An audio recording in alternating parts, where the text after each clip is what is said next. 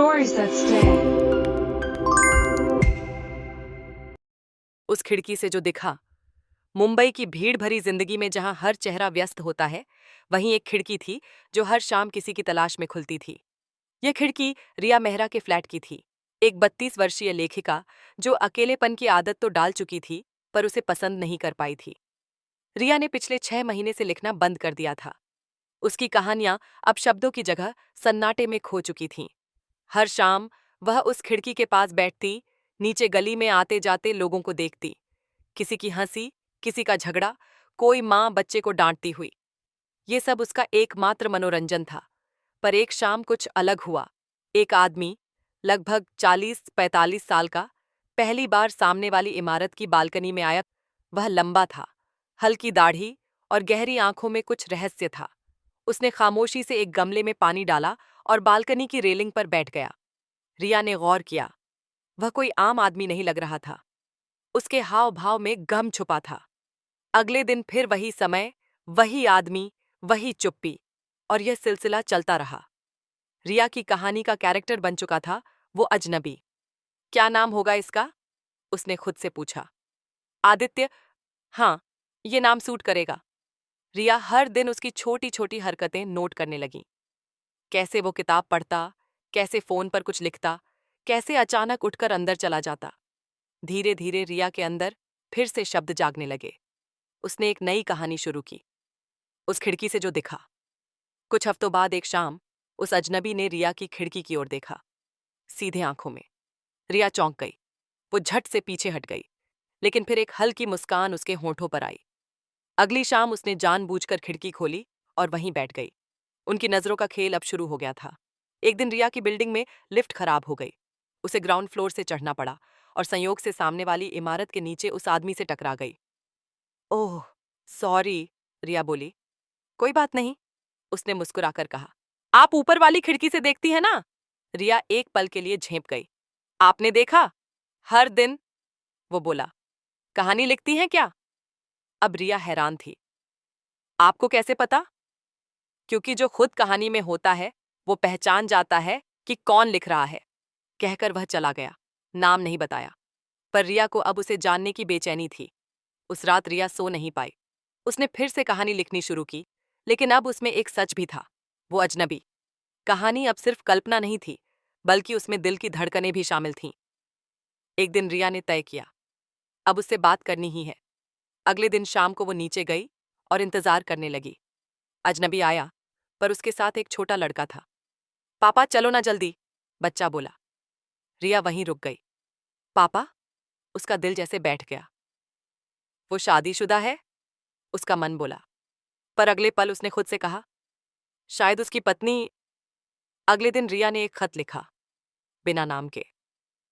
कभी कभी हम किसी को बस देखकर एक कहानी बुन लेते हैं, पर जब हकीकत सामने आती है तो कहानी भी बदल जाती है। फिर भी, क्या आप मेरी कहानी का हिस्सा बनना चाहेंगे? वो खत उसने एक किताब के साथ सामने वाले बिल्डिंग के गेटकीपर को दे दिया। भूरी जैकेट वाले सर को देना। 2 दिन बीत गए, कोई जवाब नहीं। रिया मायूस थी। तीसरे दिन उसकी खिड़की पर एक किताब रखी मिली, वही जो उसने दी थी, पर उसके अंदर एक नया खत था। मैं भी आपकी कहानी पढ़ना चाहता हूँ रिया, और शायद उसमें खुद को भी ढूंढना चाहता हूँ। नाम विवान, तलाक हो चुका है, बेटा मेरे साथ रहता है, पर जिंदगी में अब फिर से कहानी शुरू करना चाहता हूँ। क्या आप मेरी पहली पंक्ति होंगी? रिया की आंखें नम हो गईं। रिया और विवान अब रोज बातें करने लगे, कभी खिड़की से, कभी पार्क में, कभी कॉफी शॉप में। दोनों ने मिलकर एक कहानी लिखी, खामोश नजरों की जुबां। रीडर्स ने इस कहानी को खूब सराहा, पर किसी को नहीं पता था कि यह बस कहानी नहीं, हकीकत थी। पर कहानी यहीं खत्म नहीं हुई। एक दिन विवान अचानक गायब हो गया। फोन बंद, घर खाली। बेटे को दादी लेने आई थी। रिया परेशान थी। पुलिस में रिपोर्ट की, पर कुछ नहीं मिला। उसकी कहानी फिर अधूरी हो गई। 1 साल बाद रिया की किताब लॉन्च थी, उस खिड़की से जो दिखा।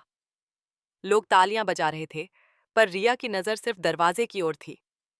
और तभी एक आदमी दाखिल हुआ, हल्की दाढ़ी, वही मुस्कान।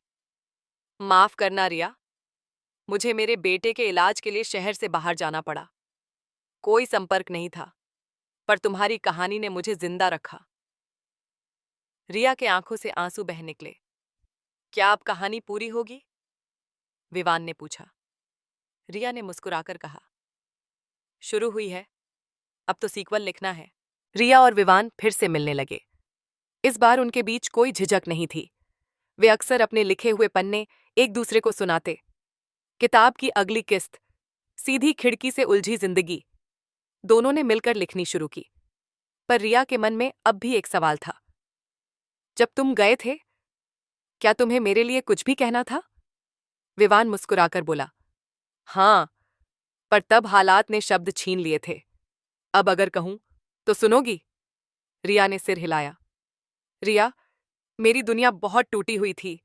तुमने उसमें उम्मीद का चेहरा दिखाया। अब मैं तुम्हें खोना नहीं चाहता।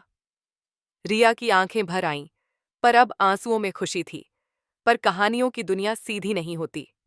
एक शाम, जब दोनों किसी साहित्यिक आयोजन से लौट रहे थे, रिया ने देखा कि एक गाड़ी लगातार उनका पीछा कर रही है। विवान ने गाड़ी तेज की, पर पीछा नहीं छूटा। अचानक एक सुनसान मोड़ पर वह गाड़ी पास आ गई और किसी ने रिया की तरफ कोई पुराना तस्वीरों से भरा लिफाफा फेंका। विवान ने तुरंत गाड़ी रोकी। रिया ने लिफाफा खोला। अंदर थी कई ब्लैक एंड व्हाइट तस्वीरें, जिनमें एक लड़की एक मरा हुआ आदमी के पास खड़ी थी और साथ में था विवान। रिया सन्न रह गई। ये क्या है विवान? उसका गला सूख गया। विवान कुछ पल खामोश रहा, फिर बोला, ये मेरी पिछली जिंदगी का हिस्सा है। मैंने कभी नहीं सोचा था कि वो भूत तुम्हारे सामने आ जाएगा। ये कौन है और तुम वहां क्यों थे? वो मेरी पत्नी थी और जिस आदमी की लाश थी वो उसका प्रेमी।